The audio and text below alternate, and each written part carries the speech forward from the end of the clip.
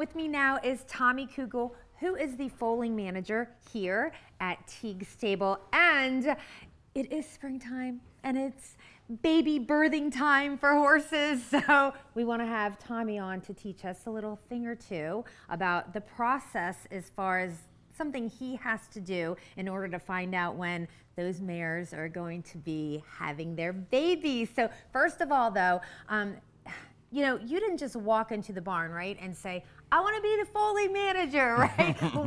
What is your journey in taking care of horses? Well, I started back in 1986 at Free State Raceway, and it just evolved from there. And I landed here in 2007, and I've been here ever since. And George is breeding part of the process here. Started growing and growing and growing, and he decided that he needed somebody that would be dedicated to it and go full force with it, and he chose me. And you know, the first couple years were trial and error, but you know, we got it down pat pretty good now. I mean, it doesn't always go smoothly, but you know, with technology now and experience over the years, we do a pretty good job. 2023 we had 25 getting foal. Over the course of the winter or spring, you know, some of them slipped. You know, you find out when it's getting closer to due date and they don't look as big as they should be. But I foaled 2 last night and I have 15 left.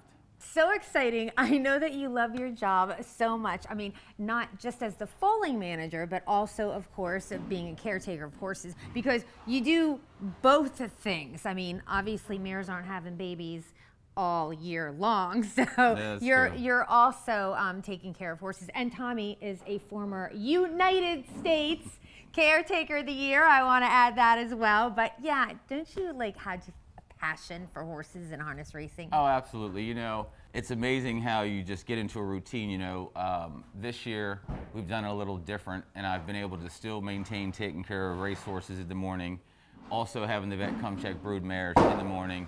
And I don't go to the paddock that much because you're always watching cameras, you know, waiting for a mare to foal. But if I get a chance to go to the paddock, I do, because I love doing it. Okay, so the gestation period, or the length of when, you know, a broodmare is pregnant, is like how long? 11 months. I use the 342 date for my foaling dates. But you know what? A mare goes when they want to go. I have a mare now that's 23 days overdue, and it's not even looking like she's ready to go today yet. Yeah, because I was thinking a mare gets bred in the spring and has her baby in the spring, and then during that time though, there's a lot happening as far as like checking them to make sure they're pregnant, all this stuff going on. So today actually you are going to teach us about testing their milk, which is really exciting because that happens farther along. Like it must be, I only know human talk, 3rd trimester. I don't know. Near to where they're gonna foal. Right. Usually, once they start bagging up, and it looks like I'm gonna get some fluid out of it, I will take my little solo cup and take a little secretion out of her udder and see what it looks like, and do I think she needs to be tested yet? You know, closer to foaling, which I'd say within 2 weeks. I do a severe testing, making sure that, okay, she's getting ready.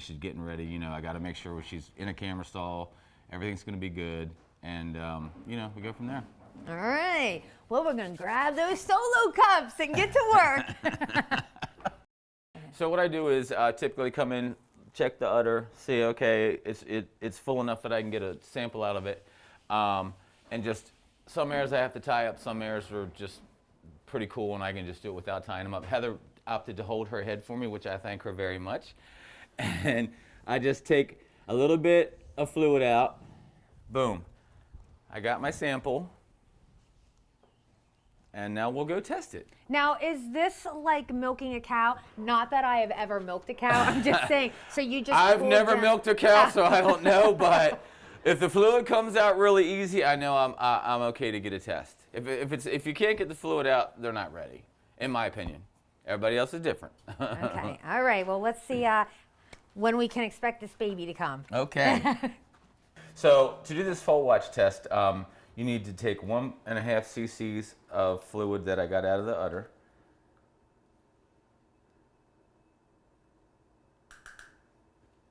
1.5. Put it in this little beaker. You need 9 cc's of distilled water. I feel like I'm back in chemistry class. Yeah, you'll feel like that in the beginning, but once you do it enough, like I do, I'm pretty cool.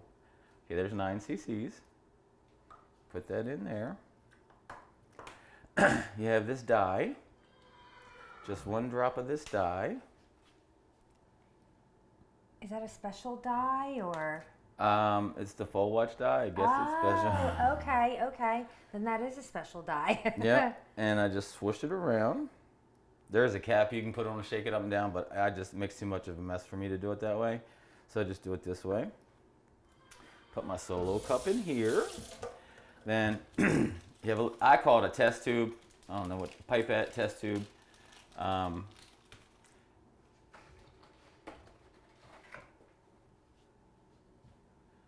Put this rubber on there, break it,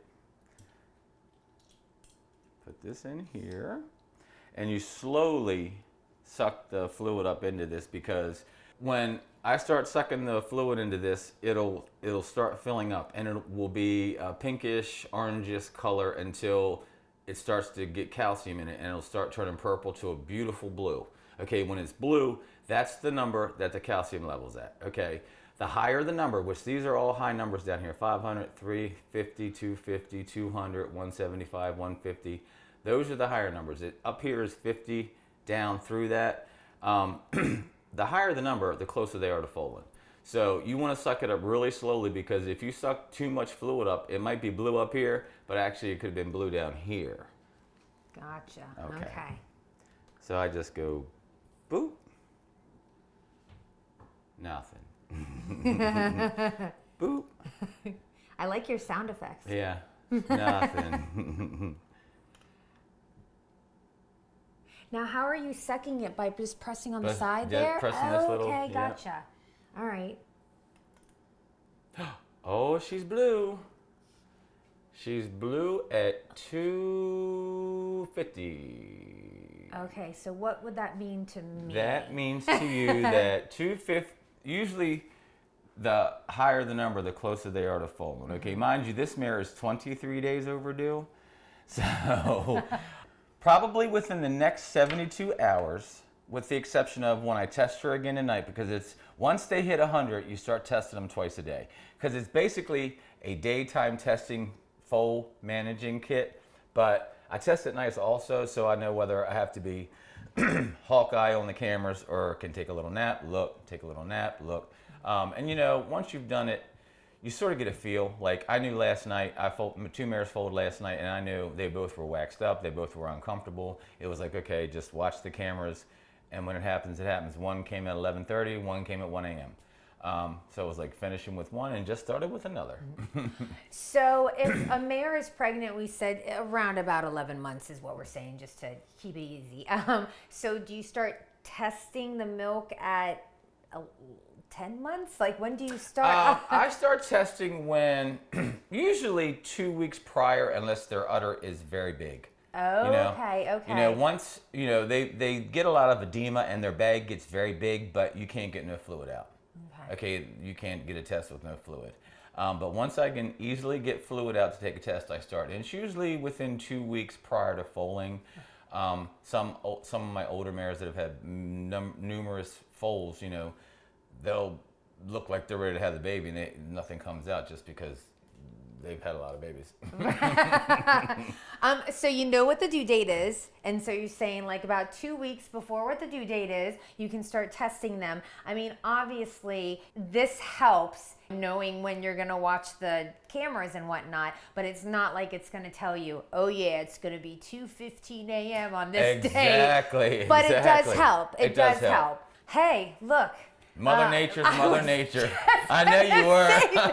Oh man, you read my. This is also my best friend, by the way. So he gives me things via osmosis. Yep. I don't know who was thinking that first. I knew what she was gonna say. Yep. Thank you, Tommy. I love learning new stuff. You know, just when I think I know everything, there's something that I don't know, and I hope you guys learned a little something too. So I really appreciate you helping us out today. My pleasure.